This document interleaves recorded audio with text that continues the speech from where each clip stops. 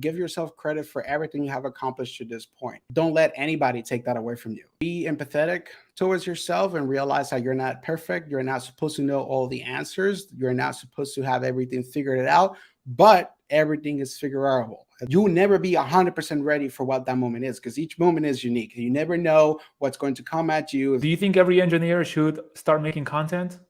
Oh, 100%. I'll tell you why. What's going on, everybody? Welcome to another exciting episode of Amazing Conversations with Engineers.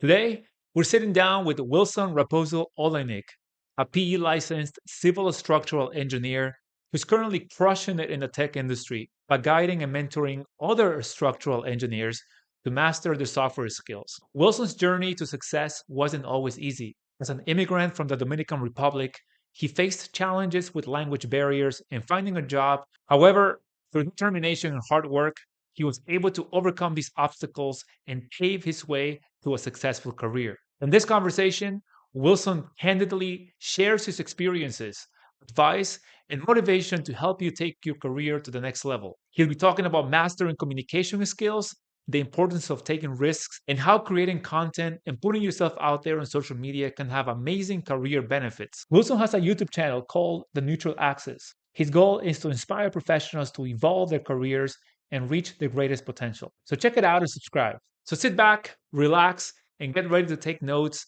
as we dive into an enlightened conversation with Wilson. If you enjoyed this conversation, please make sure that you crush the like button, consider subscribing to the channel.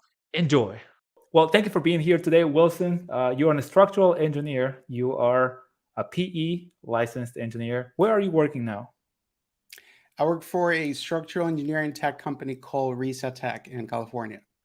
How did you get there? Walk me through your story. Yeah, so I originally graduated in 2017, and after that, I worked in government. I worked in consulting for about 3 years, and right about the time where I took the PE exam. That's when I started to looking into more opportunities that were more aligned with the things that I was interested in, and that's when I got into this opportunity to work in Reset Tech. About a year and a half. So I moved to California in June 2021. And the opportunity came. I got an interview, and I took the risk. I took the opportunity to move into something that is completely different from what I was familiar with. So obviously, working in tech, it's a totally different thing. And I'm particularly an applications engineer. So my main responsibility is assisting the programs that we build and making sure that our customers, the engineers that use those programs, feel supported along the way. So I had a list of things to work on, a list of things to improve on. So it's a day. I take a day at a time. You said that you moved to California when you started this job in tech. Now, what happened to you before that? Where were you working? What was your journey like? I know that you worked at a Starbucks for a while. It was hard for you to get going with getting a job. Like, walk me through what happened there and how were you able to finally get one? Well, obviously in college, I had to get a job to pay, the Right. basic needs and whatnot. So one of the jobs I had was actually at Starbucks, and Starbucks was a wonderful experience because that's where I started to practice more of my vocal English. Obviously, I learned English when I moved to the United States. From And where? even after graduation from Dominican Republic, I moved from Dominican Dominican Republic. Republic in 2011. So, and when I worked at Starbucks, I worked during college. Then I graduated. I couldn't find a job for 5 months, so I went back to Starbucks and worked during those times. So obviously, pay the bills in the meantime. And then I got a job in government roughly 5, 6 months after I graduated, and I worked there for almost 4 months because I realized that's not what I wanted to do. So I took a leap of faith and went into structural engineering consulting in New York City. So, and that's where I basically was doing what I was interested in, which is structural engineering. So I worked there for 3 years until June 2021, which is when I moved to California.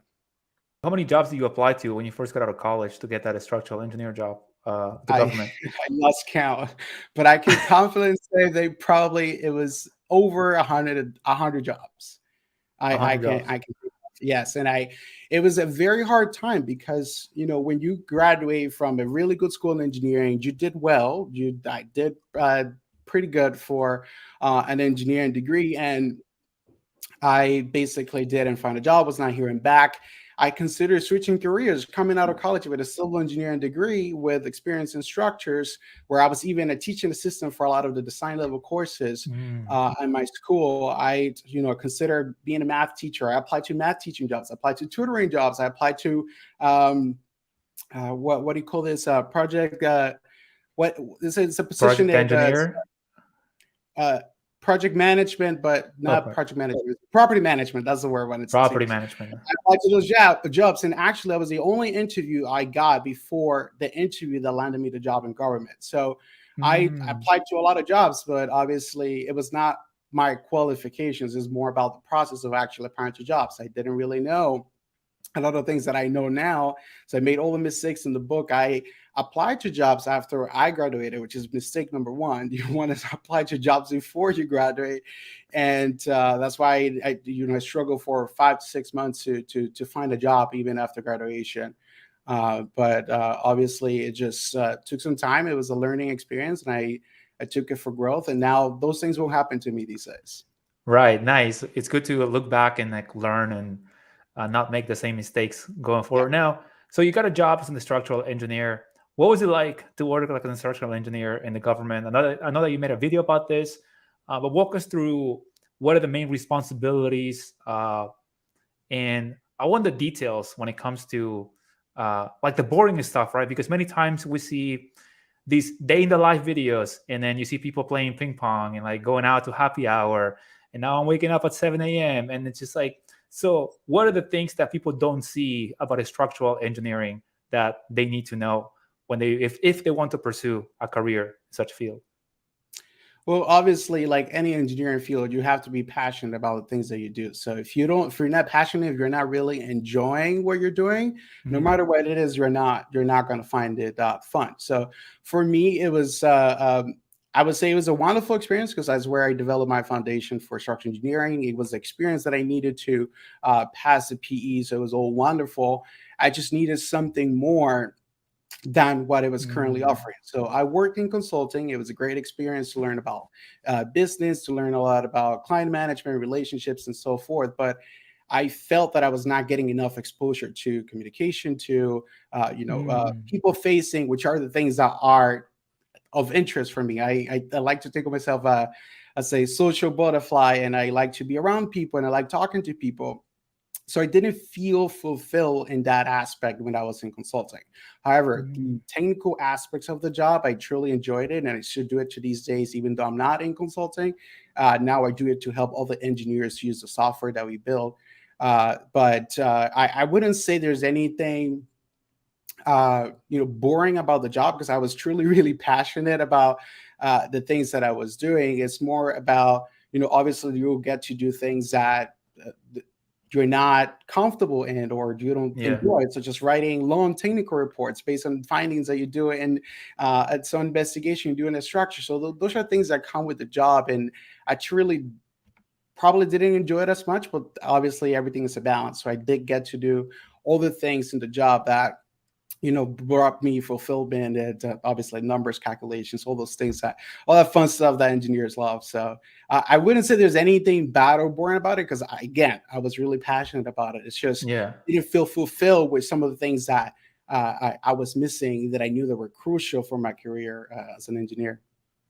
So you were doing a lot of design work, a lot of simulations, and you mentioned you didn't find it fulfilling. What were you missing that you didn't find that job fulfilling, and how did you go about it? Yeah, so I would say that again, tying back to the fact that I like being surrounded by people, I just didn't feel that enough. And Mhm. obviously, me being an English learner, I felt that I still had to work on that communication, especially when it comes to getting my ideas across, my points across. And I was not getting that. Most of my communication, obviously, were with my coworkers that I communicated and coordinated with because we were part of a team. So that was a requirement of the job, obviously. But in terms of client facing, I didn't really have that much exposure. Obviously, me being a junior engineer, so I was starting my Uh, my career as a structural engineer. So I just didn't feel that it was providing me that. Probably if I stick around for a couple more years, I would have that exposure. But right around the time where I got the PE, or I passed the PE, that's when I started to look for, saying like, hey, already got the technical aspects of the job wrapped up. So now it's time for me to focus, and more crucial skills are needed for me to go up the ladder, and achieve a greater career growth. So that's when I started looking for jobs. I would look for opportunities that were specifically would have that communication aspects as a requirement on a daily basis. And that's how I got to this Mm. opportunity, Reset Tech, because one of my main responsibilities is assisting engineers to use our software. So for me, I answer emails, I answer calls, and I got that fear over the phone really quickly, because you get immersed into helping engineers. So you have to find any way to communicate with them, to assist with any inquiries, any questions that they have. And the beautiful thing of it is that you get instant feedback for what you do. So before we got Mm. a design, I would go ahead and I would do design calculations for a week, 2 weeks, 3 weeks, months, before we submit a drawing package or calculation Right. package to the client. And I really didn't really see much of the stuff that I designed being built. So for me, it is a lot more gratifying now that I get to help all the engineers use the software, answer their questions, even very technical questions. But just the fact of helping people, you get their instant feedback. They leave you a great review, they give you some feedback back on the things that they really enjoy about your answer. And then you learn, you keep applying those things into helping other customers as well. So I think the very fast feedback loop is very gratifying, in my opinion. I get to see, or I get to make a difference in other engineers' lives directly on a daily basis. So that's why this opportunity for me is the perfect one, because my goal after passing the PE is working on those social skills, those personable skills that are important for you to get up the ladder and get a seat at the table and get to talk. No, that makes a lot of sense. So I run the socially confident engineer program where I help engineers go from feeling awkward, feeling insecure, to being socially confident. And one of the techniques that we use is exposing yourself to those uncomfortable situations. Because at the end of the day, you can have all the knowledge in the world, you can know all the theory, but if you don't actually do it and execute on the plan, then you're still going to be in the same place in 1 year, 5 years. Now, when we spoke a couple of months ago, you mentioned that you were working on your communication skills. And how did you specifically? What did you do to improve your speaking skills, your communication with other people? What did you do exactly? Yeah, so that's been a very interesting journey, because starting obviously with the fact that I was learning English, that on its own, it's a communication journey. You have to learn Mm, how to communicate. You have to learn a whole new language. You have to learn how to get rid of that accent for all the people to understand you. And believe me, I had a really thick accent at the beginning. it's great. So on its own, it's a whole Yeah. journey. So anybody that comes Mm. from another country comes to the U.S. to study, to work, goes through that language barrier at the beginning, and they get through it, right? But obviously, I got the basics. I was able to get a point across. I got email communication, written communication under my belt. But then it came to the fact that I would get anxiety when I had to pick up the phone, or I had to Mm. speak up in a meeting, or presenting, which are things that you get to do upper in your career. So if you're in positions of leadership, positions of management, that's where you get to do those things a lot more often. And I fear those things. So obviously, me moving into this new role, I got immersed into doing that a lot more often, do it every week, every day. So obviously, that's the first thing, being immersed in a situation where you have no choice of to say no. You Actually got doing to it. do Yeah. it. It's your job, right? But then Yeah. obviously around, sorry, go ahead. No, no, sorry. Finish up. All right. I'll add something towards the end. And going around that, obviously doing things on my own. So I joined Toastmasters. So Toastmasters Mm. International is a platform where a group of people have the common goal of improving their communication and leadership skills. And I meet every week. on Thursday nights where I take on different roles in each meeting to serve and move the meeting along. So I get to speak, practice speaking, and communicating my points across with each role that I do. But I also take on leadership as well. With each role that I take as well to move the meeting along, so everybody is there with the common goal of improving their communication and leadership skills. And the great thing is that it's a collaborative learning environment. People come here to learn. You get to evaluate the way they speak. Then when you speak, they do the same back to you. And it's a very positive environment. And other than that, I also have a challenge where I get a question each day. It's a random question that I just go ahead and then record myself answering each day to practice my communication skills, practicing my eye contact, practicing my body language, practicing the way I pronounce words. Try not to use filler words, which are very common words that we use in our communication in order to fill empty voice space when we're speaking, because we are uncomfortable with silence. Right. It's like, yeah, so, yeah, all these words that we use that distract from our message. So uh, doing that on a daily basis, and Toastmasters and being immersed in my job as in communication in my job, it's are things that have been wonderful for me in terms of communication. But I think a lot more effective has been content creation, and you know this firsthand. Content creation every day, every week. You have to sit in front of a camera, try to get a point across, and try to get all the people's attention to a camera. I'm still working it, and still work in progress, but definitely that has helped I'm my with you, man. We're both working on yeah. it. So it's obviously it's just doing these things on a daily basis and practicing a lot more often. That's what's going to get you out the door, not just watching a video. Watching the video gives you tips and ideas, which is things that you talk about all the time, about the things that you went through, the things that you have done to get rid of that anxiety, get out of that fear, to communicate. The tools are out there for you to help you get that confidence in speaking. You publish things like that all the time, and I watch them and I say, oh, this is a good idea, and then I try to find a way to implement the stuff that you say, that all the people say, into my own communication. So that's pretty much what I've been doing all this time.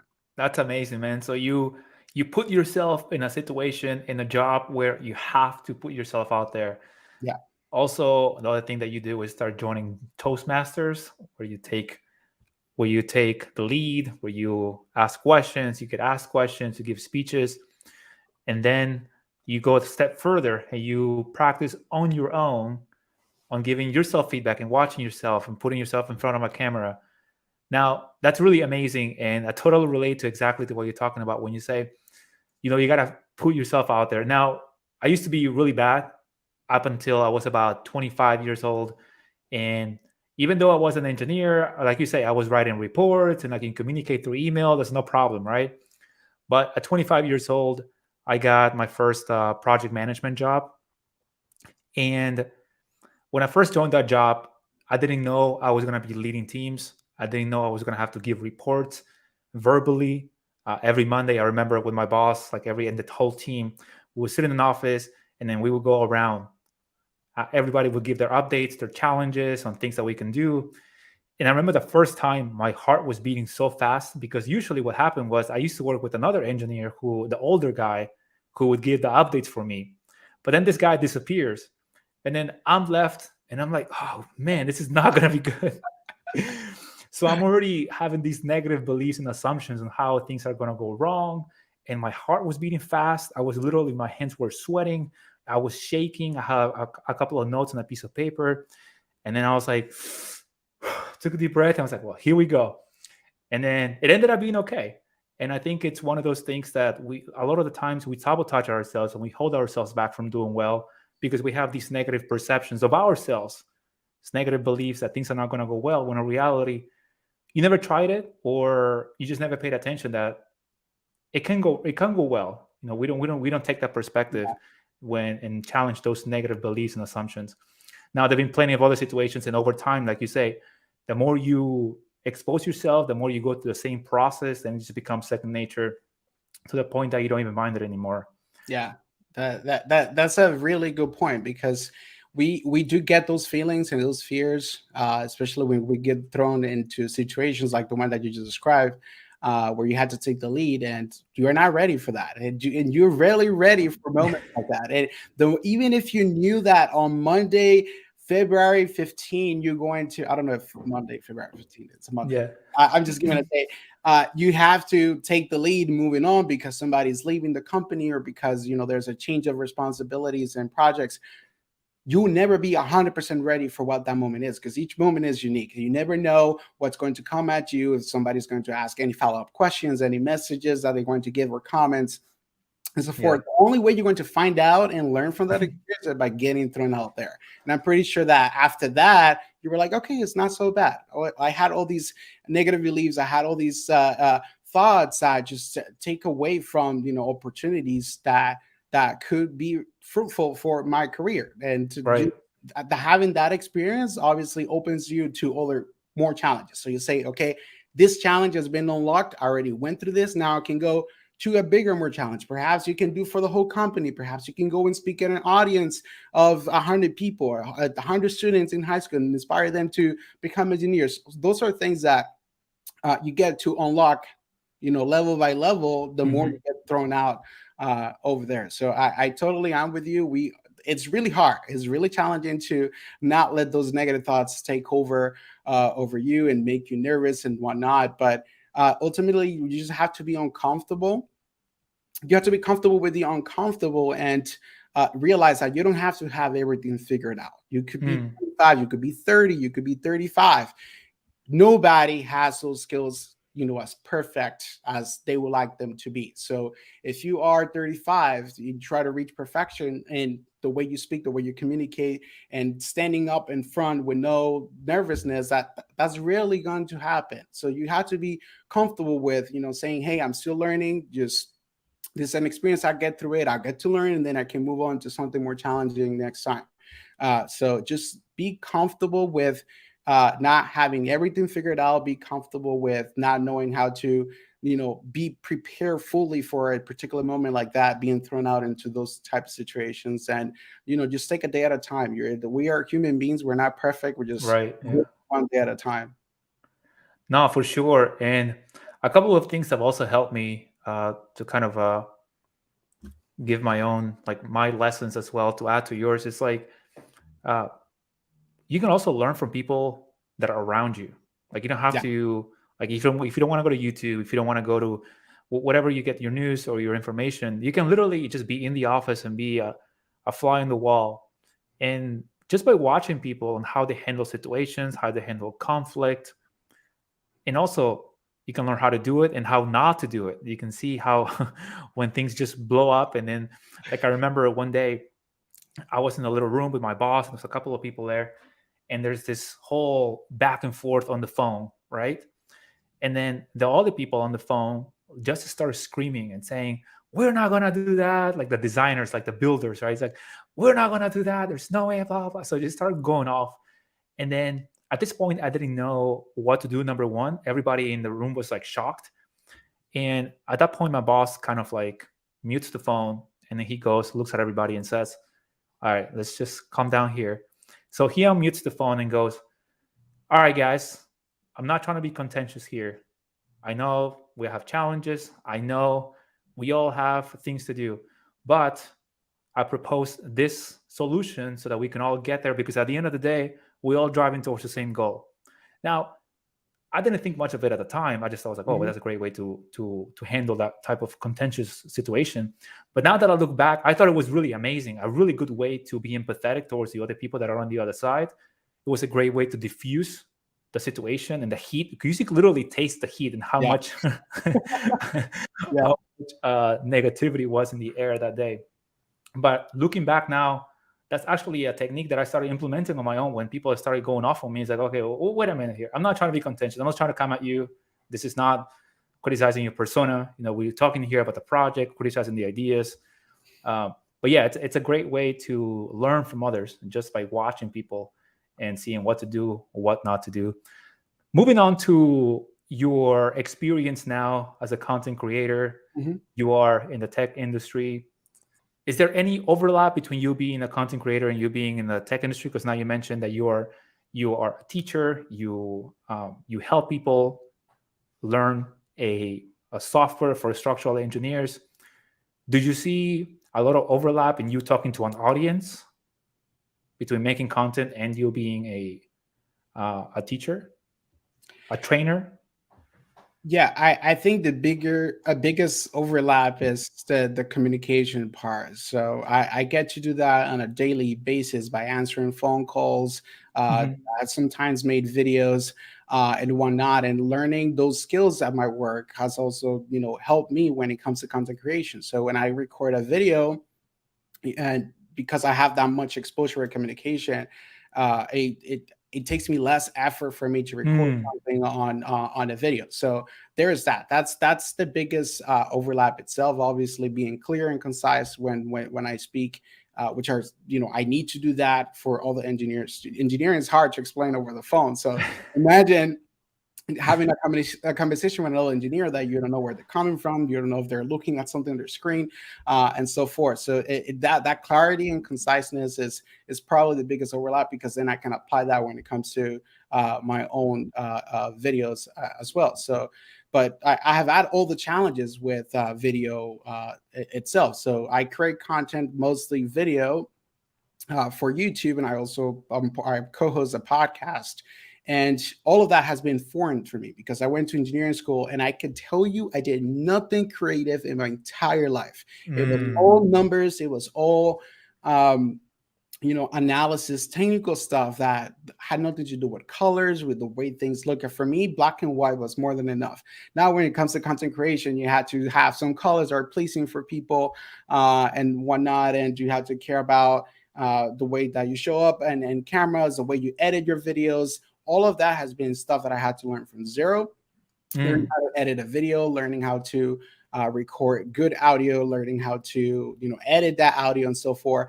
Those are the challenges I've had in content creation that I'm still learning. I'm still growing to be more efficient when I'm doing editing for video and whatnot. But I think because of the nature of my platform, which is specifically catered to engineers, I feel a bigger responsibility to say correct things, say the truth all the time.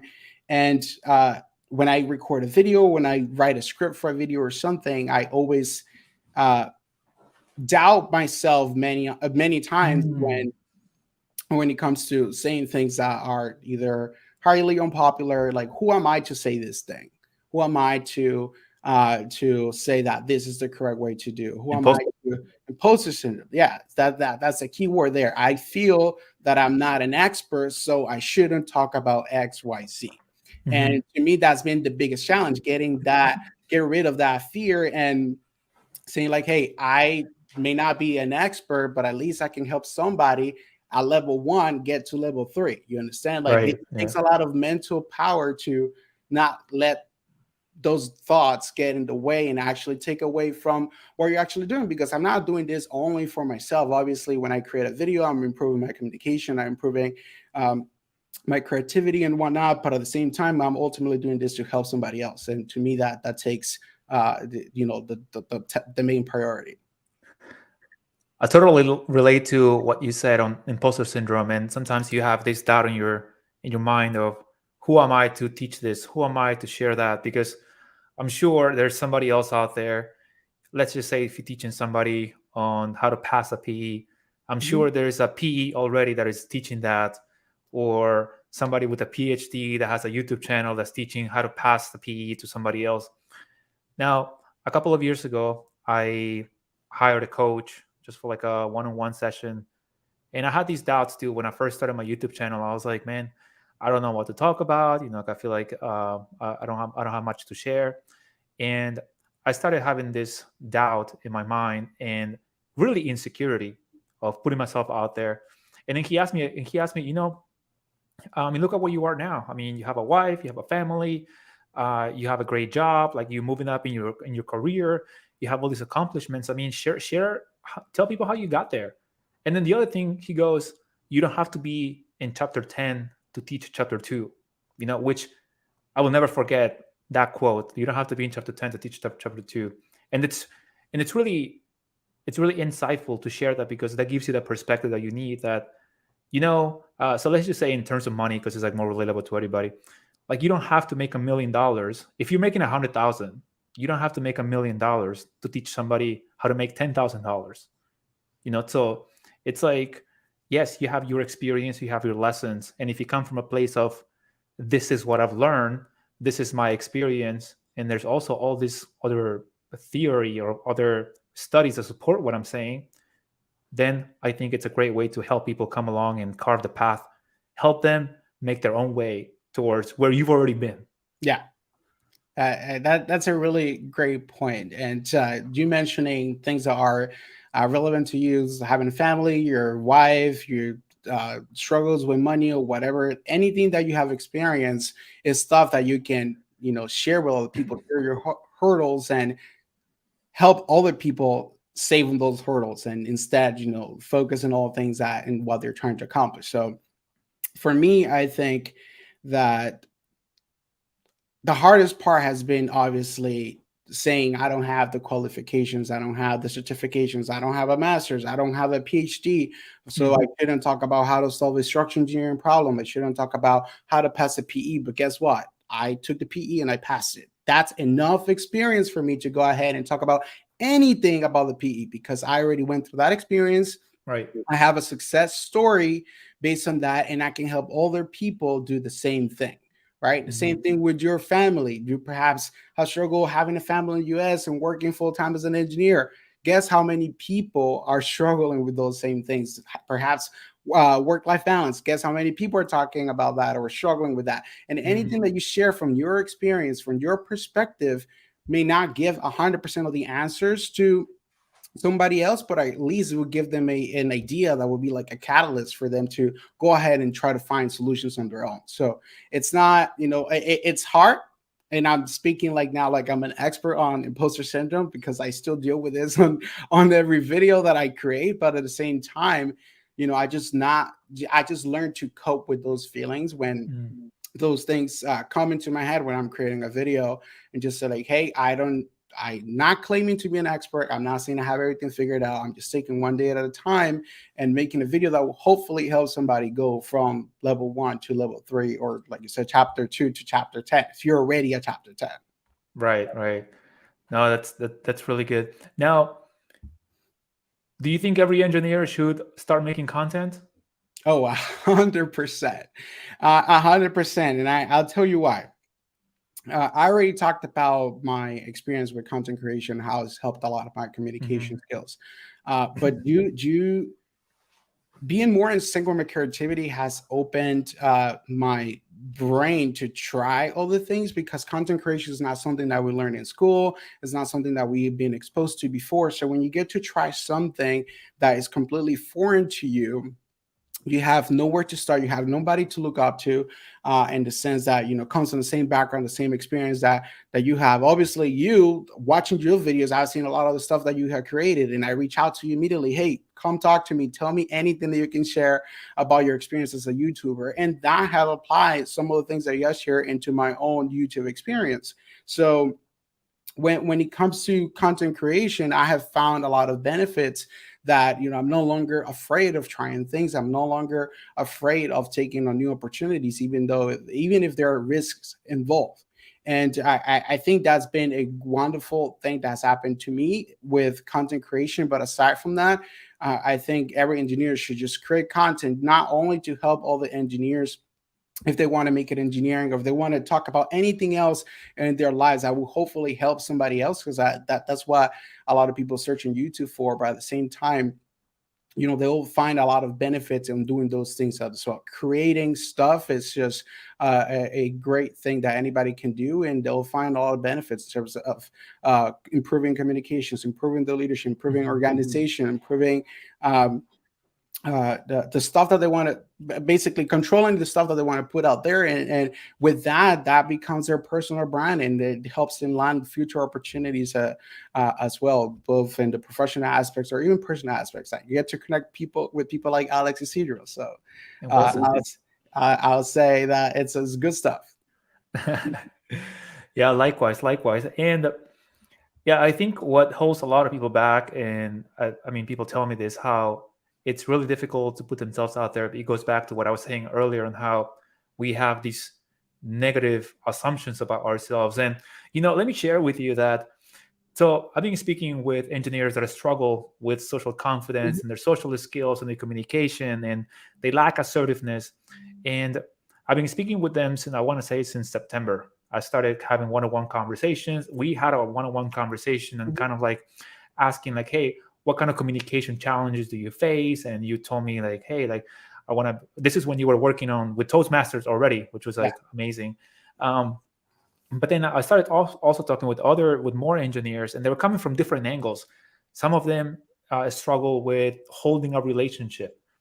Others struggle with just even getting out there and talking to people. Others struggle with being assertive and standing up for themselves. And so there's multiple ways of looking at, at the end of the day, it's the insecurity and the negative belief that we have about ourselves. Now, I read a lot of psychology books, and for my personal gain, in the sense of I was trying to figure out, like why am I the way I am? Why do I think and behave a certain way?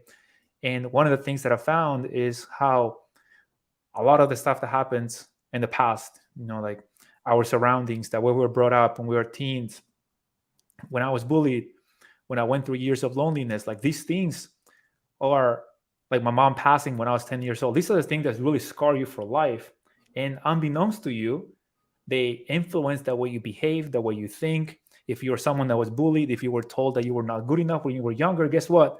As you grow on as an adult and you start getting out there, you're gonna still believe those things that deep down are not true. You think they're true, but if you look at the facts, they're not, and they're never true. So all of that to say that how there's a lot of mental challenges and mindset shifts that we need to overcome to go from point A to point B when it comes to being more socially confident and being comfortable in uncomfortable situations. Like having that belief that you know it's gonna be okay. And also the other thing is self-compassion. In the journey that we are going through, whatever journey it is, we're gonna make mistakes, we're gonna say the wrong thing, we're gonna piss people off, we may offend someone. But at the end of the day, these mistakes are not going to define us. And it's at the end of the day, we have to be a little bit more empathetic towards ourselves. One of the things that I share with engineers is, you know, talk to yourself the way you would talk to someone that you care about, like a friend, a family member. Would you be condescending?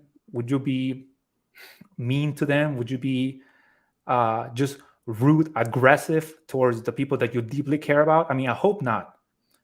And treat yourself the way you want others to treat you and the way you would treat other people, people that you care about deep down. So that really does help a lot, having that mindset shift and overcoming those uncomfortable situations, insecurity, and being compassionate with yourself, having self-compassion. Yeah, I will add to that. It's something that I think people in STEM usually struggle with Mm, because they don't get that much exposure, social exposure in their careers, in their college when they're studying whatever. We're really good at isolating ourselves, and when it comes mm, to obviously starting our careers, that's when we start to have more of a social interaction with people, and we have to interact because our jobs is not just calculating stuff. It's we right. have to interact with our coworkers who are totally different people with different ways of thinking that come into an office, an environment where you have to learn how to cope with everybody else. And then also you have your clients that you might be have exposure to, and you have to assist their needs and communicate with them all the time. And these are all situations that we get to face, and many times we're not ready. We go to networking events. How many of us has gotten nervous Yeah. to go into a networking event and think about the idea of introducing ourselves to other people, speaking about ourselves as well. And all of that, it just takes away from opportunities to build meaningful relationships with people or have access to certain opportunities that will get you up in that career ladder. And when we have those situations where we have those negative thoughts, when we self-sabotage, or when we're not empathetic about towards ourselves in these situations, this is when we have to think about like, hey, what can I do today to change that?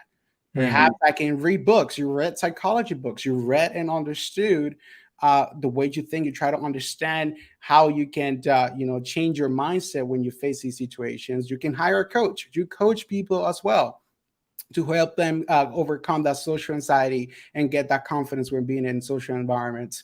Or you can watch videos on YouTube as well with Right. stories, success stories of how people have dealt with those situations. So there's always something that you can do, but the one thing you have to be comfortable with is realizing that you don't know everything, and Right. it takes a little bit of humility to realize that, and then go ahead and say, "Hey, I'm ready for a change, and I'm willing to do everything that it takes to do so." Join our Toastmasters club. You can email me, contact me, and I'll help you find a club in your local area. Like, there's so many things that you can do to work through those struggles, and just have a more pleasant and fulfilling career. So obviously, take action.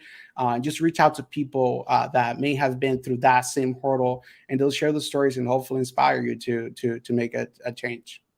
Dude, that's amazing. I really love that message. One question: who do you look up to? Who do I look up to? That's a good question. Who do I look up to? So this is a cliche answer, but I would say I looked up to my mom a lot, and I'll tell you why.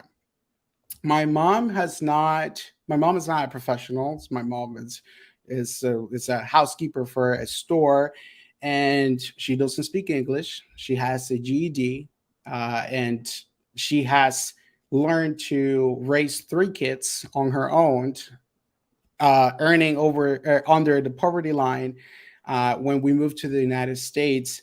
And just that drive and desire to get us ahead and give us opportunities to go to college, to learn English, to have access to the same opportunities that she doesn't have access to, because she obviously has three kids to raise, and then being exposed to environments where everybody else around her speaks English and she does not, but she finds a way to get her point across, even by using body language, sign language, using a Google translator right at the moment.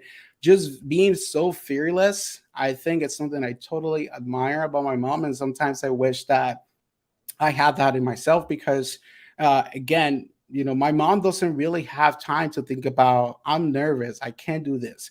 And that's what she's showing us throughout the whole time that I've been an adult, and I can think and see the way she handles these difficult situations. So I wish that when I face those difficult situations, I was as fearless as she has been throughout all this whole time. So I would say my mom is the number one person I look up to.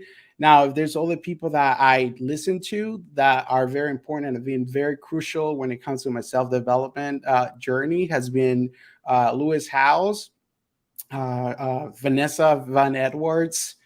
Let me see who else. Gary V.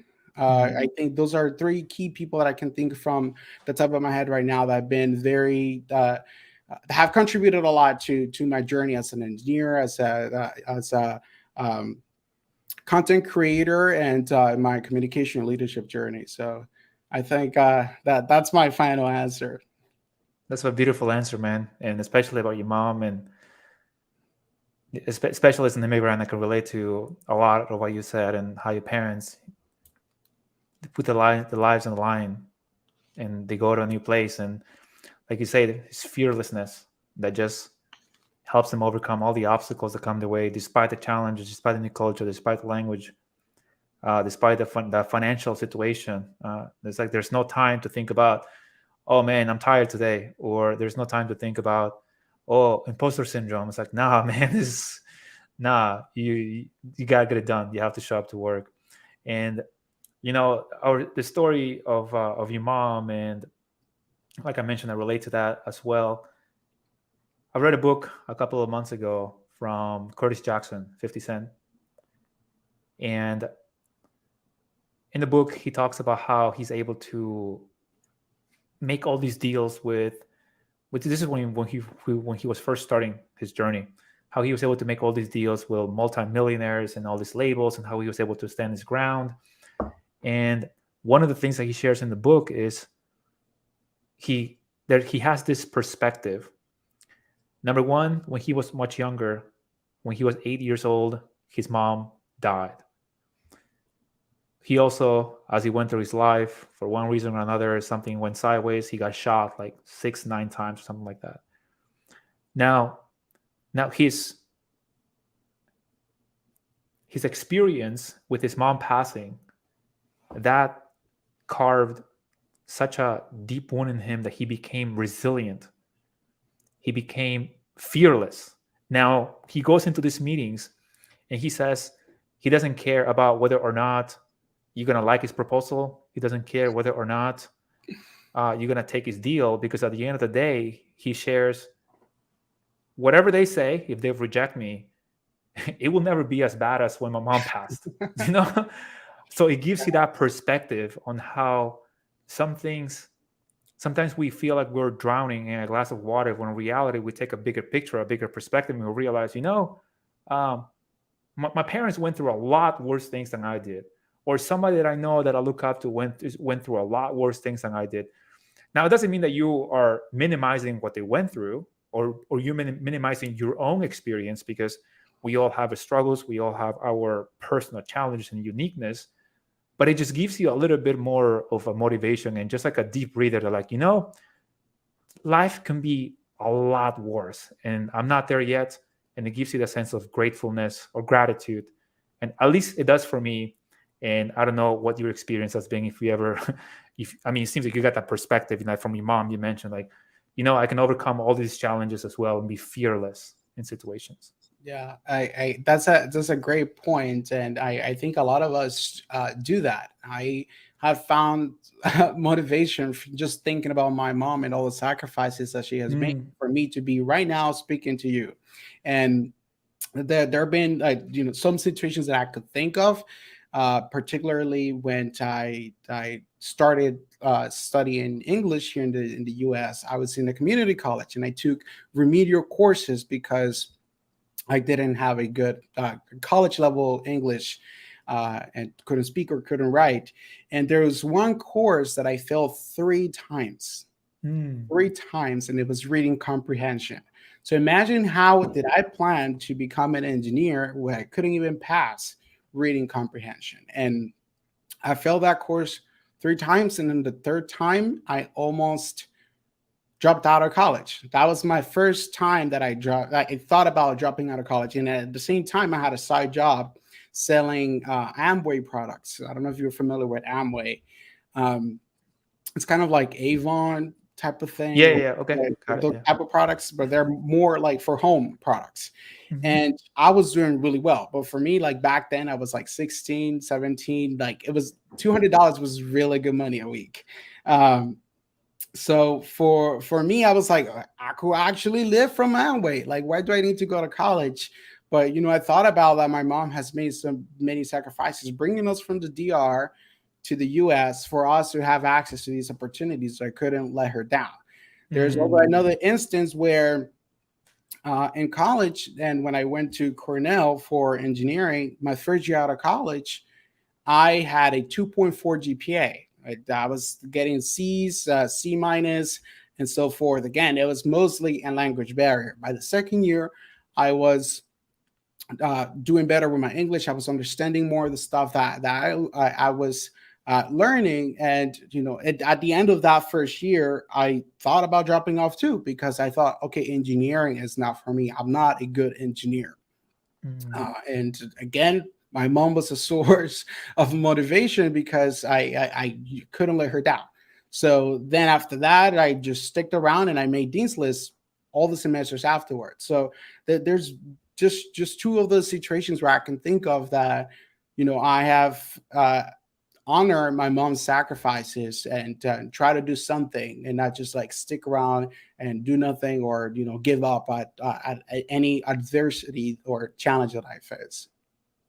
dude, that's beautiful. Thank you for sharing that with me and with everybody watching and listening.